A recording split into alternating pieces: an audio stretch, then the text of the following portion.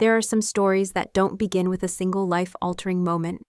Instead, they slip in quietly like a hush that settles over a childhood bedroom after the lights go out.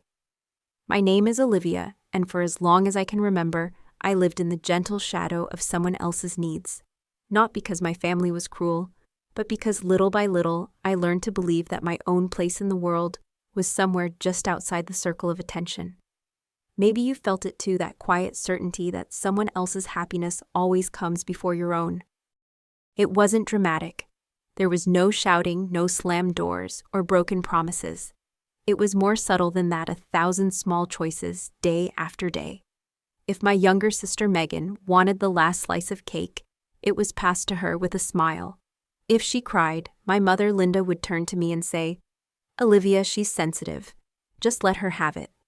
I became an expert in stepping aside. It wasn't about losing exactly, it was about keeping the peace. And so I learned that peace often came at the cost of my own voice. I carried these lessons everywhere I went, into classrooms where I sat quietly and let others answer, into friendships where I said yes, even when I wanted to say no, into love where I accepted less than I deserved, because I thought being needed was the same thing as being loved. But there was a quiet ache growing inside me, a longing to be seen not just as the good girl or the older sister, but as someone with needs of her own. Sometimes I wondered if anyone else noticed how much it hurt to be invisible. When I was 16, I realized the rules were different for Megan. I worked weekend shifts, stocked shelves, and counted every dollar while she was handed keys to a new car on her birthday. My parents said it was because she needs more help, Olivia. She's not as strong as you. Those words settled in my chest like stones, heavy and unmovable. I tried not to be jealous. I tried to be grateful for my strength. But sometimes I just wanted to know what it felt like to be cared for without earning it first. This isn't a story about blame or bitterness. It's a story about waking up slowly to the possibility of something different. About learning that strength doesn't mean silence and that it's not selfish to ask for more. If you've ever been the person who held everything together, who made things easier for everyone else, while carrying your own quiet burdens, then I hope you'll see yourself in these next few minutes. Because this isn't just my story, it's the story of anyone who has ever longed to step out of the shadows and into the light. So if you're ready, let's begin one memory at a time. This is my journey from invisible to seen, from silence to self-worth. And maybe it can be yours too. Looking back, I can almost chart the moments when the lessons began, tiny, ordinary events that seemed harmless at the time. There was the morning when Megan knocked over my favorite snow globe. I remember the crash, the swirl of glitter on the kitchen floor, and the look on Mom's face as she rushed to comfort Megan, not me. "Don't worry, Liv," she said gently. "You're big enough to understand." I cleaned up the mess, biting my tongue, already learning that forgiveness wasn't just expected, it was required. Even as a child, I sensed that my feelings mattered less, because I could be trusted to bury them. It happened in other ways too. If Megan forgot her lunch, Mom would drop everything to bring it to her at school. When I forgot mine, I learned to make do with water and the kindness of a friend's sandwich. When Megan came home in tears over a classmate's unkind words, the whole family rallied around her. But when I cried, I was told, "Don't let it get to you. You're stronger than that." These were little moments, small at first, but as they piled up, they formed the foundation for how I understood my role in the family. The fixer, the quiet one, the safe place for everyone else's storms. At the time, I thought that was just how love worked. I figured every family needed someone to hold it all together, someone to be the calm in the chaos. So I wore that badge with pride, convinced it made me resilient. But beneath the surface, I was learning something else, that peace and quiet were bought with my own silence, and that speaking up would only bring trouble. It wasn't that anyone told me I didn't matter, it was simply that over and over I was shown. Love, I thought, was the art of not taking up space. It's easy looking back to see the pattern, but as a child, all you want is harmony. I remember one evening listening to my parents argue in low voices about money, about work, about Megan's needs. I crept downstairs, heart pounding, and quietly set the table for dinner, hoping that maybe, just maybe, helping would make everything better. That's the thing about being the peacekeeper. You think that if you do everything right, if you give enough things, we'll finally be calm. But the calm is always temporary. and the giving never ends. If there's a lesson I wish I'd known, then it's this: sacrificing your voice for the sake of harmony doesn't create real peace. It just teaches you to disappear. It took years before I questioned whether my needs were worthy, or if love could mean something more than always yielding. But this is just the beginning. As I grew older, the cost of keeping the peace would only grow, stretching into the choices I made, the dreams I chased, and the boundaries I never dared to set. And that's where the next chapter of my story begins. As the years passed, the pattern of quiet unfairness didn't fade, it simply changed shape. By the time I reached high school, I'd learned that if I wanted anything beyond the basics, I'd have to work for it myself. I still remember watching Megan unwrap a brand new bike for her 13th birthday, the kind with shiny chrome and a basket in front. I smiled, for her, even helped her learn to ride. But inside, a small ache grew. My own bike, handed down from a cousin, was always a little too small. The paint chipped, the seat worn thin. When I asked Mom if there might be a way to save up for something nicer, she only patted my hand and said, "Let's not worry about that now, Liv. You know how much Megan's been hoping for something special." So I kept quiet and instead picked up a job shelving books at the local library. Every week I'd save a few dollars from my paycheck, dreaming of a new bike that might never come. Meanwhile, Megan's needs, real or imagined, always seemed to take priority. If she forgot her soccer cleats, Dad would turn the car around. If I did, I'd run the mile barefoot, telling myself it built character. It wasn't just about things, though. It was about the quiet, constant message that I could handle life on my own, while Megan always needed a little more help. The first time I fell sick with a fever and asked for a day off school, Mom sent me anyway. "You'll bounce back, Liv. You're strong." But when Megan had a headache, the world stopped until she felt better. I don't think my parents meant any harm. It's just that old patterns are hard to see when you're living inside them. They trusted me because I always made things work, never realizing how tired I was of holding it all together. For a long time, I believed this was normal, that every family had a quiet hero, a fixer who was trusted to carry the heavier load. It wasn't until I watched friends lean on their parents, ask for help, or even complain about small things without guilt, that I started to wonder if I'd been missing something. It's easy to mistake resilience for indifference or strength for invulnerability. Sometimes the person who looks the calmest on the outside is carrying the most silent weight. Looking back, I realize how much I shaped myself around what my family needed, not who I truly was. That's the danger of living in patterns. We repeat them until they become invisible. If there's one thing I wish I could tell my younger self, it's this: being the strong one doesn't mean you have to go without. Your needs matter too. The cost of always coping alone is that you forget how to ask for support when you really need it. And as I moved into adulthood, those old habits would follow me, shadowing my choices, my dreams, and even my understanding of love. As I stepped into adulthood, I brought those old lessons with me, tucked away like carefully folded notes in my back pocket. In college, I was the reliable roommate, the one who always listened, who covered bills when someone else came up short. If a group project was falling apart, I stayed up late to fix it, convinced that keeping the peace mattered more than sharing my own struggles. I rarely asked for help, even when I desperately needed it, because somewhere along the way, I'd learned that needing too much made you a burden. This belief bled into my first serious relationship. My boyfriend Tyler was sweet but often distant, and I became an expert at ignoring my own disappointments to keep things smooth. If he canceled plans last minute, I'd tell myself he must have a good reason. If he forgot my birthday, I laughed it off, making jokes so no one would see the sting. I thought that loving someone meant accepting whatever they gave, even if it left me feeling empty. After all, wasn't that what I'd always done? Putting others first, swallowing small hurts until they disappeared. The truth is, I didn't know how to speak up for myself. I feared that asking for more would seem demanding or ungrateful. So I stayed quiet, repeating the pattern I'd known since childhood. I was grateful just to be chosen, to be needed, even if it meant shrinking to fit someone else's expectations.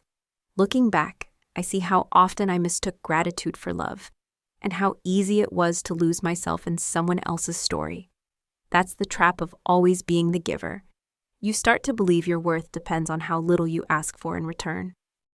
But life, as it always does, has a way of teaching us what we need to learn. Over time, the quiet ache of feeling unseen became harder to ignore. I began to notice how much effort I poured into every relationship and how little came back my way. Watching friends rely on their parents or even lean on each other made me realize how lonely I'd been carrying so much on my own. The moment that changed everything was heartbreakingly simple. Tyler ended things with a brief message saying he needed someone less complicated. For the first time, I wondered if maybe it wasn't complicated to want to be loved out loud. If there's a lesson here, it's this. You can't build a life or a love on gratitude alone. We all deserve relationships that feed us, not just ones we're grateful to survive.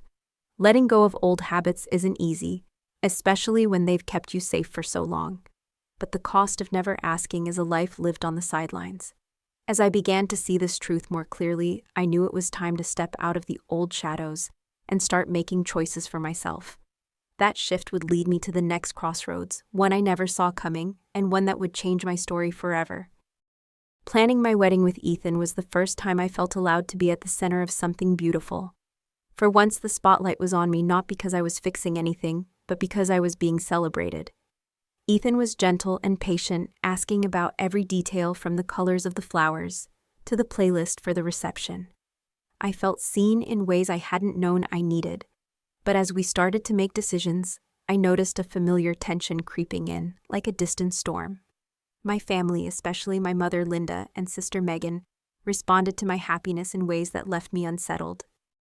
It began with small comments. Linda would sigh when I mentioned the cost of catering or the idea of a live band, quietly saying, "Weddings are so expensive these days, Olivia. Maybe keep it simple." Megan rolled her eyes at my excitement over trying on dresses, joking that I was acting like a princess.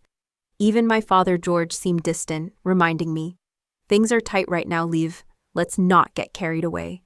These words weren't cruel, but they carried an old message. Don't expect too much, and whatever you do, don't outshine anyone else, especially your sister. I tried to brush off the comments, telling myself I was being too sensitive. But I couldn't ignore the ache when Megan made loud remarks about how ridiculous bridesmaid dresses were, or when my parents seemed more concerned with not upsetting her than sharing in my joy. For a moment, I questioned if it was selfish to want this day to be about me even just once. I caught myself making compromises, shrinking my dreams to keep the peace. Old habits die hard, especially when they're tangled up with love and loyalty. Ethan saw the strain before I could name it. One evening, as we fussed over the seating chart, he reached for my hand and said, "Liv, you don't have to apologize for being happy." His words were simple, but they cracked something open inside me. I realized I'd spent my life trying not to ask for too much, believing that happiness was only safe if it was small and quiet. But here was someone who wanted me to take up space, to believe I deserved more than just the leftovers of my own celebration. The lesson, I think, is that joy doesn't have to be rationed. There's enough room for all of us, and making yourself small doesn't guarantee anyone else will feel bigger. As the wedding drew closer, I felt a new kind of courage growing in me, the courage to hold on to my happiness even if it made others uncomfortable. What I didn't know then was that the real test wasn't the wedding plans themselves, but what would happen when old family patterns collided head-on with this newfound strength. That test would come sooner and more suddenly than I ever expected. The morning of my wedding dawned quiet, and bright sunlight slipping across the windowsill as if to promise that everything might finally go right. The hours flowed in a dream. Hair curled, dress, zipped, voices low and joyful. For the first time in years, I let myself believe I was allowed to have something beautiful. Something just for me. Linda smiled and brought me tea. Megan offered a surprisingly gentle hug, and even George's voice was warm. The ceremony unfolded in soft colors and hopeful vows. For a little while, the old patterns faded, and I felt nothing but gratitude and hope. It was only after the music softened and the laughter drifted to the edges of the reception that the quiet crack appeared. Linda pulled me aside, her smile, almost too bright, her hands gentle as she squeezed mine. "You look radiant, Liv," she whispered, before letting her voice drop to a private seriousness. "Your father and I think it's best if we keep the gift money just for now. Megan needs a little help getting back on her feet." The words hung between us, familiar and yet unthinkable, on a day meant to celebrate me. I felt the air thin, my chest tightens, how quickly old roles can return. Before I could answer, Ethan appeared beside me, calm and certain. He reached into his jacket and handed Linda an envelope. Inside was a notarized statement we'd quietly prepared weeks ago after he'd sensed something like this might happen. It declared that all gifts, monetary or otherwise, belonged legally to us. Any attempt to withhold them is theft, Ethan said softly. The firmness in his voice surprised even me. For the first time, I saw how love could be an anchor, how another person's belief in you can give you permission to stand taller than you thought possible. Linda's smile faltered, then stiffened. She tried to reason, reminding me that family helps family and that Megan really needs this right now. But the words didn't land the way they used to. I heard the old plea, the call for me to disappear a little for the sake of peace. And this time I didn't shrink. I looked at her steady and silent, and for once I didn't offer to compromise. In that moment, I realized that boundaries are not acts of war, but acts of self-respect. I was not stealing from my family, I was finally protecting what was mine. If there's a lesson here, it's that love is not measured by how much you're willing to give up, but by how much you're willing to honor yourself. The day that should have been all light and celebration ended with a line drawn in quiet certainty. And as the music picked up again, carrying the night forward, I understood that every new beginning comes with a cost. The days that followed would test my courage even further, because setting boundaries is only the start. What comes after is the hard, slow work of standing by them no matter who tries to pull you back. In the days that followed my wedding, the echoes of that confrontation lingered in the air like a storm that wouldn't quite pass. My phone buzzed with messages, first from Linda, pleading gently, then from George, more clipped and frustrated. Megan sent long emotional texts about how unfair life was, about how she'd always looked up to me, and now she felt abandoned. Each message was wrapped in a mix of hurt and blame, as if my boundary was an act of aggression rather than self-preservation. I reread them, heart-pounding, caught between guilt and relief, wondering if I was asking too much by simply wanting to keep what was rightfully mine. It wasn't just the words, but the silences that hurt too. Calls from my parents grew short and cold, as if love itself was being rationed for bad behavior. Megan's social media was suddenly full of cryptic posts about betrayal and family drama. Mutual friends started to reach out asking what had happened, their curiosity edged with judgment. I realized then that when you change the rules of an old familiar dance, everyone stumbles for a while. Some step away entirely. For a person like me who spent a lifetime smoothing waters, it felt unnatural, even cruel, to let the waves crash as they needed. Ethan was my constant in those days, reminding me that discomfort is not the same as harm. "You didn't start the storm, Liv," he said gently one evening, as I stared at another long message from Megan. "You just finally stopped trying to hold back the rain."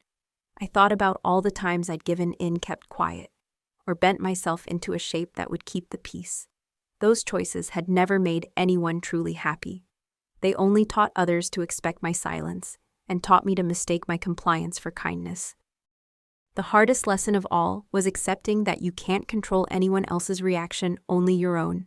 Setting boundaries is not about punishing people, but about protecting yourself. I realized that love without respect is just obligation in disguise, and that letting someone be angry is sometimes the only way for things to truly change. There were days when the guilt ached like a bruise, but I learned to sit with it, to remind myself that I was not responsible for other people's discomfort when all I had done was claim my own space. Slowly, as the drama faded, something quieter settled in space, to breathe, space to think. I began to understand that letting go of old roles would hurt at first, but it was the only way to grow beyond them. I was learning day by day that self-respect and family love do not have to be enemies. The hardest work still lay ahead, not just setting boundaries, but healing the parts of myself that had forgotten they deserved to be protected. That journey was just beginning. In the quiet weeks after the wedding, I found myself drifting through waves of guilt and doubt.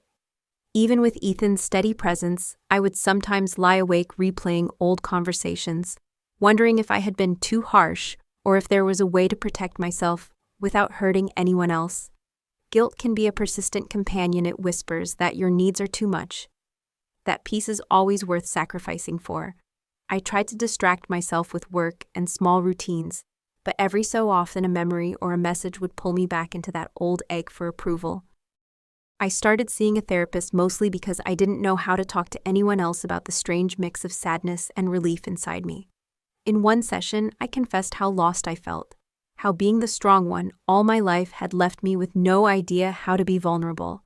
My therapist nodded and said, "Olivia, grief isn't just for losing people, it's for losing patterns too." That idea changed something in me. I realized I wasn't just mourning my family's disappointment. I was grieving the role I'd played, the identity I'd built around being everyone's caretaker. Joining an online support group for eldest daughters helped too. Each story was different, but the themes echoed my own girls, who grew into women believing their worth was tied to how well they held others together. We shared stories of quiet exhaustion, but also small victories, saying no without apology, asking for help, learning to rest. These conversations gave me courage. They reminded me that healing wasn't about snapping my fingers and feeling whole again. It was about practicing new ways to care for myself over and over until they became habit. Gradually, I gave myself permission to feel sad about what I'd lost, even if it was only a fantasy of what family could have been. I stopped forcing myself to respond to every message or justify every boundary. Some days I still ached for reconciliation, for the hope that maybe my family would see me differently, but I learned not to wait for it. Grief and healing walked hand in hand, one letting me honor the pain, the other encouraging me to keep moving. Slowly, I began to see that peace doesn't come from pretending everything is fine. It comes from honoring your wounds and choosing to grow anyway. If there's a lesson here, it's that letting go is a process, not a single act of courage.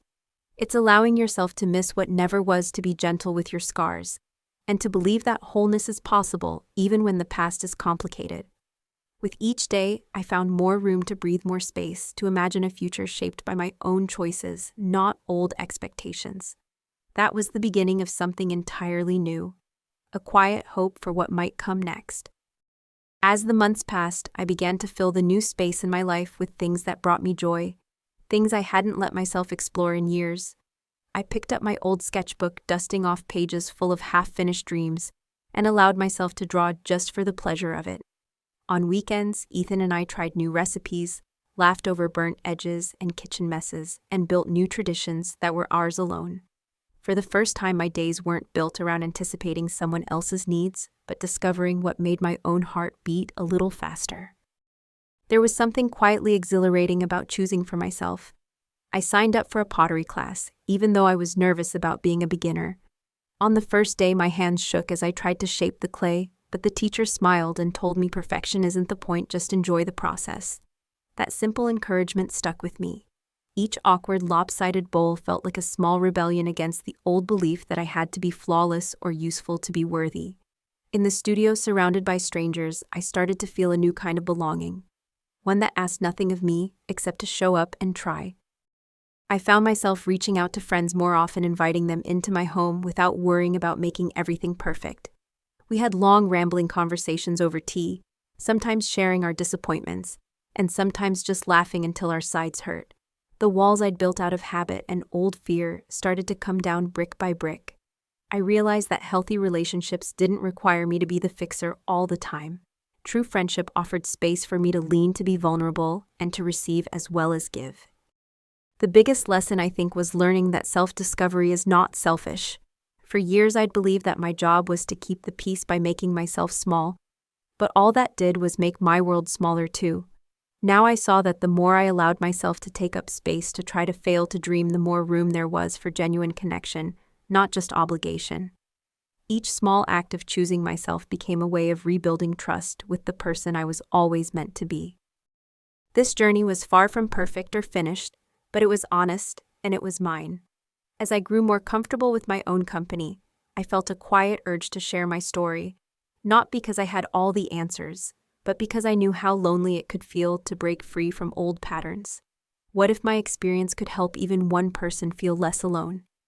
That thought was the spark for the next chapter, finding my voice and using it not just for peace, but for truth and hope. Looking back, my journey wasn't marked by one grand turning point, but by countless quiet choices to value myself a little more each day. From a childhood spent making space for others to learning how to speak up, set boundaries, and choose joy on my own terms, every step mattered. The patterns that shaped me were powerful, but not permanent. I discovered that it's possible to grow beyond old expectations to claim a life where love and respect walk hand in hand, and where my voice, once so hesitant, could finally ring clear and true. I learned that real strength isn't found in silence or sacrifice, but in honoring your own needs, even when it feels uncomfortable.